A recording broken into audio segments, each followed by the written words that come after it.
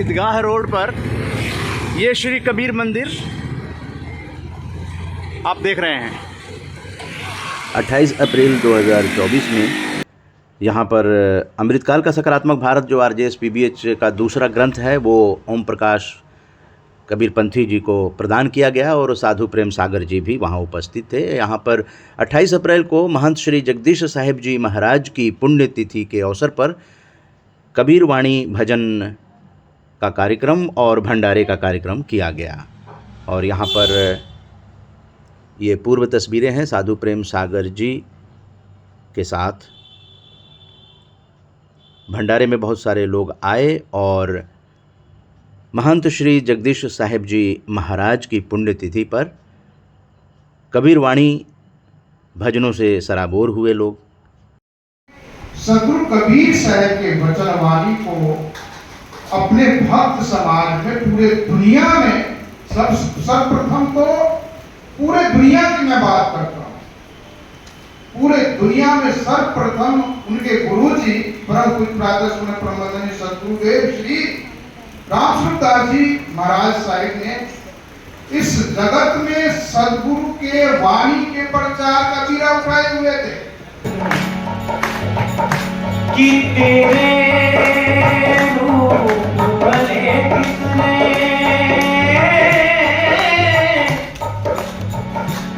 पर इस सब में तू है समाया। मेरे प्राणधन मेरे श्री पूज्य गुरुदेव भगवान जब कुटिया पर आए थे तो उन्होंने एक ही बात कही थी बेटा कि कभी किसी भी गुरु में भेद नहीं करना, हर रूप में वो परब्रह्म रूप में विराजमान है। जो व्यक्ति गुरुओं में भेद करते हैं वो नरक के भोगी होते हैं। गुरु अनादि गुरु अनंत गुरु सर्वस्व गुरु भगवंत गुरु सर्वस्व गुरु भगवंत गुरु गोविंद गुरु मेरा पार माला सुमिरन होई सुमिरन होई कर बिन माला सुमिरन होई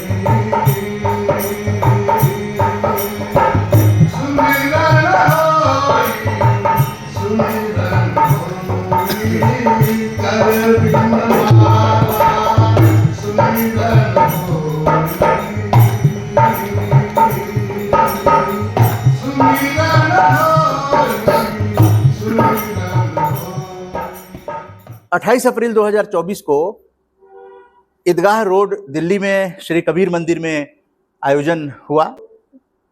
श्री जगदीश जी महाराज की पुण्यतिथि के अवसर पर आज विशेष कार्यक्रम के में बातचीत करने के लिए श्री जगदीश जी महाराज के जो शिष्य हैं साधु प्रेम सागर जी, साधु प्रेम सागर जी आपका स्वागत है इस कार्यक्रम में।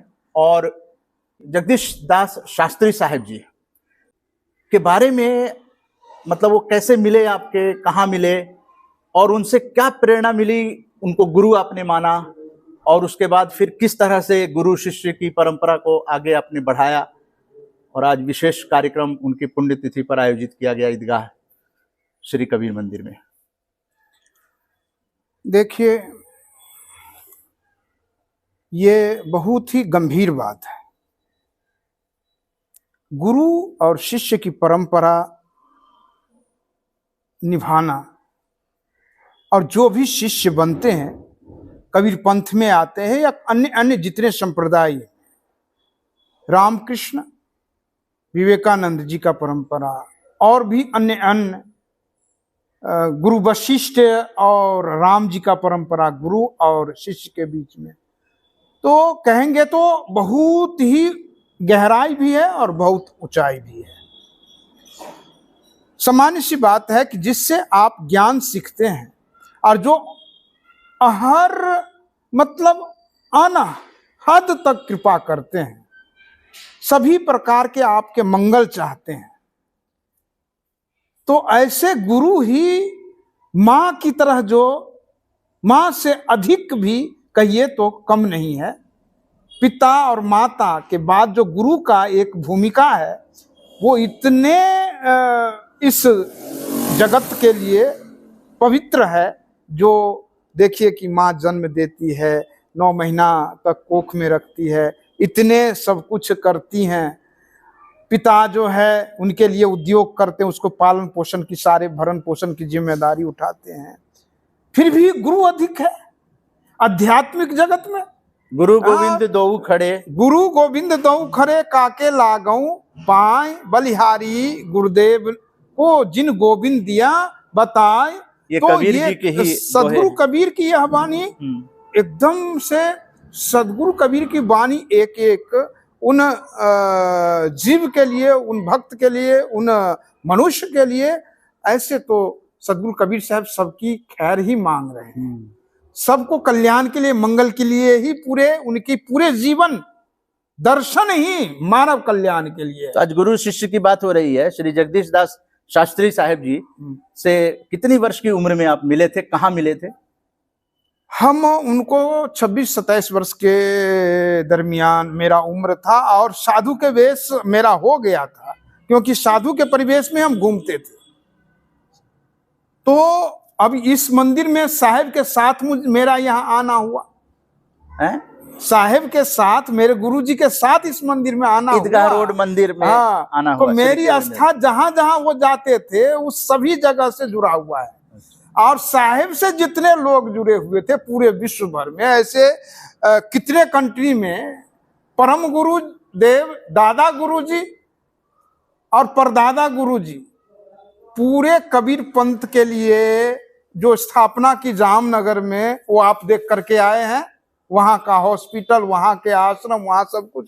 तो आज जो पुण्यतिथि हम मना रहे हैं वो हमारे गुरुजी के लिए मना रहे हैं।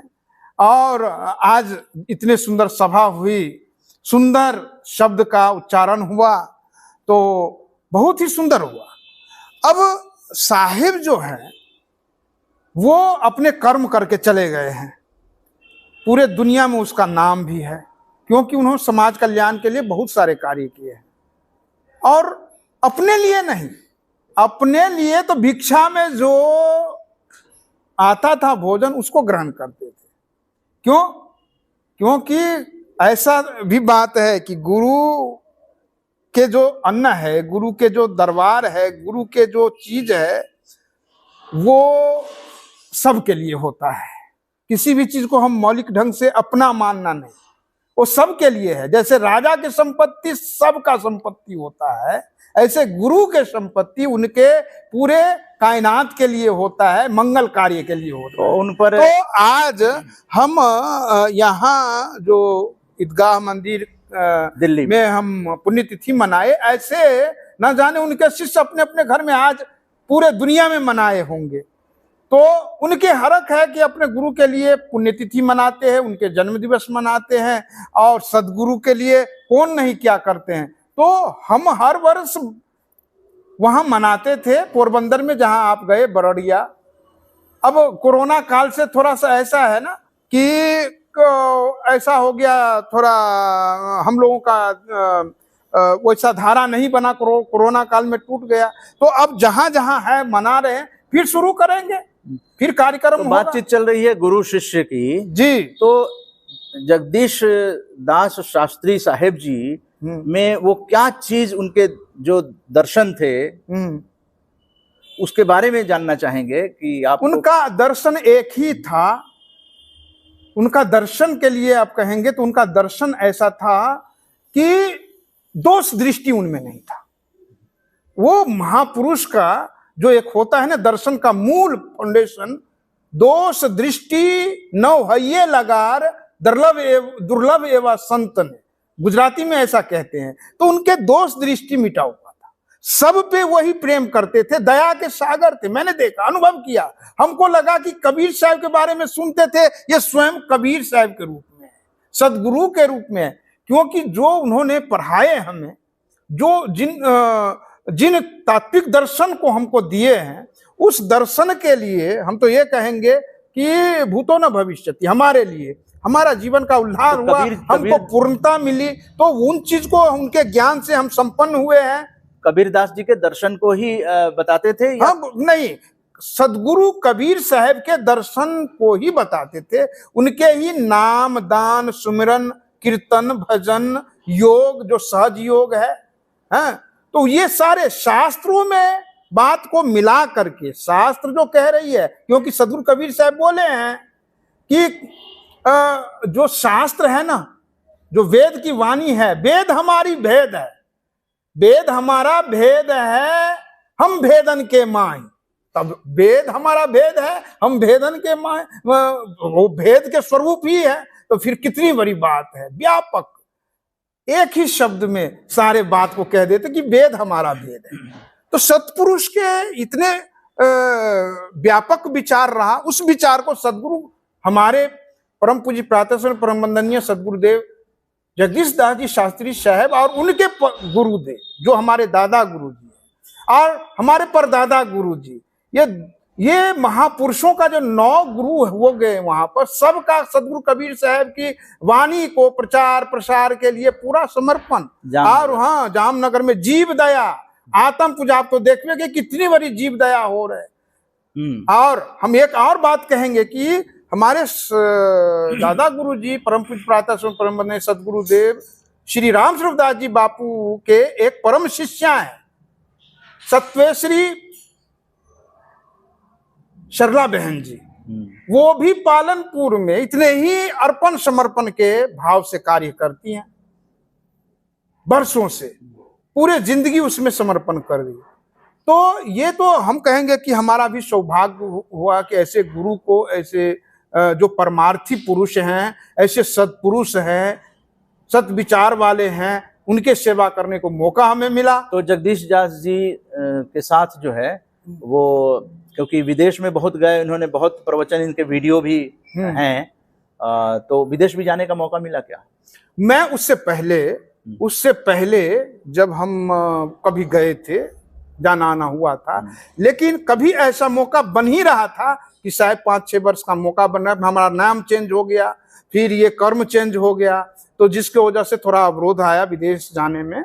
लेकिन वो जाते थे तो जामनगर, उनमें ये क्या खासियत थी, जैसे देश में भी जाते थे, विदेश में भी जाते थे, और उनके प्रवचनों से लोग आकर्षित हो जाते थे, और जामनगर में जिस तरह से उन्होंने भव्य मंदिर खड़ा किया, और समर्पण हॉस्पिटल से लेकर और गौशाला और ये तमाम जो इंफ्रास्ट्रक्चर जो डेवलप किया उन्होंने, समाज का सहयोग लेने की उनकी जो क्षमता थी वो बड़ी अद्भुत थी। जी हाँ, उन्होंने जो भी किए अपने हार्दिक हृदय की जागृति चेतना के साथ में, गुरुदेव के नाम को ऊपर में रखकर गुरुदेव को अपने सर पर बैठा करके उन्होंने कार्य किए, और जो भी समय दिए व्यर्थ नहीं, उनके जिंदगी ही मानव कल्याण के, जितने जिए मानव के लिए जिए, जीव के लिए जिए, भक्त के लिए जिए,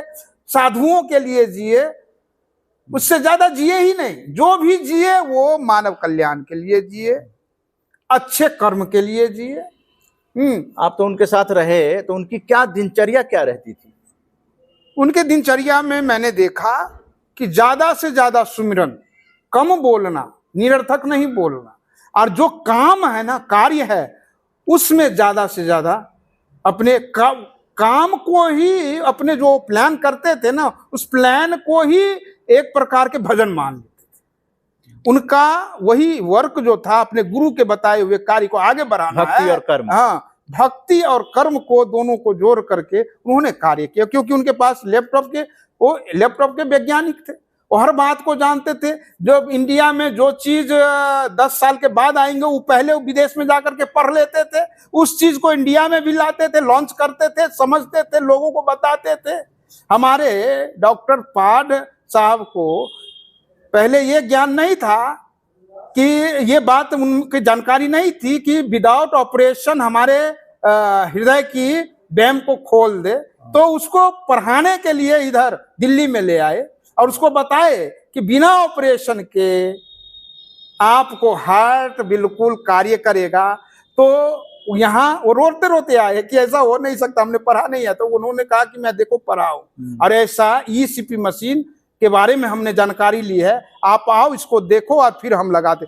तो यहाँ मशीन लॉन्च हुआ था, तो कहते थे कि पहले इसको ऑपरेशन कर दे, फिर इस मशीन पे हम डाल करके अगर इससे ऑपरेशन से ठीक नहीं होगा तब हम इसमें डाल। तो साहब कहते थे कि पहले ही बिना ऑपरेशन, विदाउट ऑपरेशन ही पहले इसका ट्रीटमेंट हो जाए तो व्यक्ति का फिर ऑपरेशन की कोई जरूरत नहीं पड़ेगा। तो यहाँ थोड़ा से देखे कि ऐसे है, तो साहब खुद वो मशीन को जहां बनता था वहां ऑर्डर दे के बनवा करके और अपने आश्रम में रख के और खुद ट्रीटमेंट ले करके देखे कि ये चल रहा है, मेरे पास इतना था और ऐसा हो रहा है, ये काम कर रही है, तब हॉस्पिटल में लगाए। इतने प्रैक्टिस और इतने परीक्षण, इतने शोध करने के बाद वो हॉस्पिटल में लगाए। तो एक डॉक्टर को भी मात देने वाली उनके पास ज्ञान था। जी हाँ, बिल्कुल। साधु प्रेम सागर जी ने कहा, जो हम लोगों ने जो आरजेएस पॉजिटिव मीडिया की जो टीम थी वो वहां पे विजिट की थी समर्पण हॉस्पिटल में, और समर्पण हॉस्पिटल में जो ईसीपी मशीन हार्ट की जो थी उसका डिमॉन्स्ट्रेशन भी हम लोगों ने देखा। आरजेएस पॉजिटिव मीडिया पे आप समर्पण हॉस्पिटल का वो तस्वीर भी देख सकते हैं। तो गुरु जी जो है वो कहाँ के रहने वाले थे, उनका थोड़ा सा बैकग्राउंड कहाँ का था, फिर कैसे जामनगर में आए? वो महाराष्ट्र थे, महाराष्ट्र के औरंगाबाद के साइड में एक गांव पड़ता है, और उनके माता पिता का दर्शन मुझे हुआ है, उनके परिवारों का दर्शन हुआ है। लेकिन असल में गुरु जो होते हैं ना, पूरे विश्व को अपना परिवार मानते हैं। ये हमने जो आपसे सुन रहा हूं ना, वो गुरु जी से पहले ही सुने कि पूरा विश्व ही अपना परिवार है। वसुधैव कुटुंबकम का जो ये भाव है वो बताते थे, इसलिए उनके हृदय विशाल था, सबके कल्याण और थोड़ा नहीं व्यापक विचार। तो ऐसा सोचते थे और ऐसा वो करके गए हैं। आज भी हॉस्पिटल या जो भी गौशाला आपने देख करके आए, जो उन्हीं प्रताप से, उनके तपस्या के बल के प्रताप से ये सब चल रहा है और व्यवस्थित चल रहा है। इसमें हम अभी तक नहीं देख रहे कि किसी बात की कमी है। जी हाँ, सब व्यवस्थित चल रहा है। जी जी। तो और ऐसा है कि जो गुरु जी कार्य करके गए हैं और जिस लगाव से करके गए, हमें लगता है कि चलता भी रहेगा, इसमें कोई ऐसी बुराई नहीं है। जी। और कोई बुद्ध पुरुष का जिसके क्या, ऐसे तो भाग्यम फलति सर्वत्र न च विद्याम न च पौरुषम, भाग्य की बात है। जो सेवा दे रहे हैं, उस रोज भी बोला था कि जो सेवा दे रहे हैं वो देवता है, क्योंकि सेवा दे रहे हैं, और जो कुछ देता हो वो देवता। तो हम तो यही कहेंगे, सेवा देने वाले सभी हमारे जो गुरु जी के आश्रम है उसमें हर लोग जो जुड़े हुए हैं और जो मानव कल्याण के लिए उसमें कुछ आहुतियां दे रहे हैं, तो सभी का सभी निर्मल है और जो दे रहे हैं उसकी महानता है, और ये देता रहे अपने गुरु जी के लिए। और जो जो गुरु जी के लिए कार्य करेंगे, गुरु जी उसको बाकी नहीं रखेंगे, क्योंकि गुरु के शरीर बदल गया है। गुरु के शरीर बदल जाता है, चोला बदल लेते हैं, लेकिन आत्मा तो सदैव अपने उन भक्तों पर आशीर्वाद तो देते ही रहते हैं जी।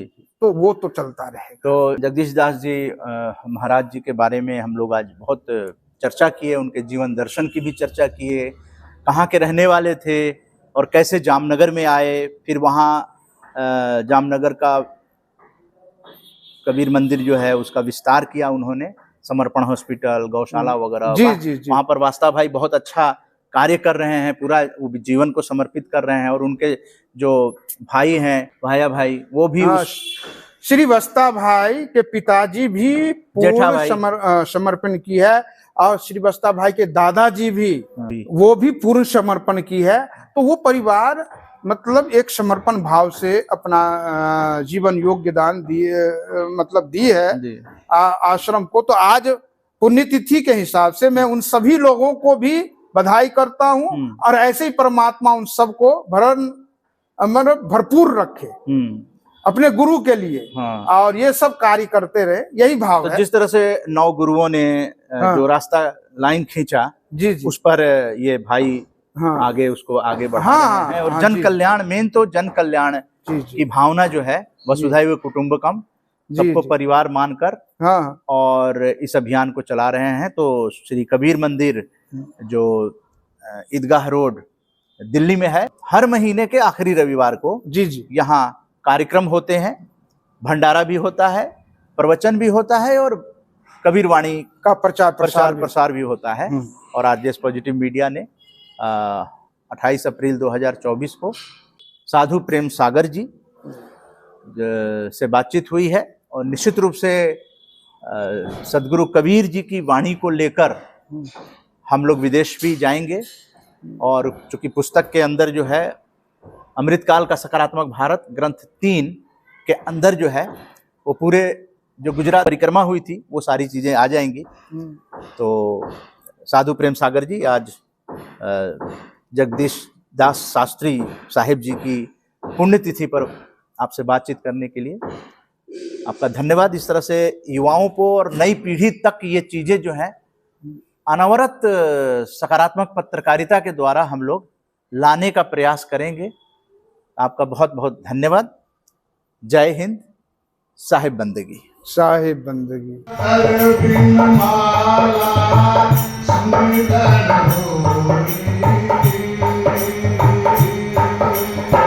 सुंदर होई, सुंदर होई, अरविंद माला सुंदर होई,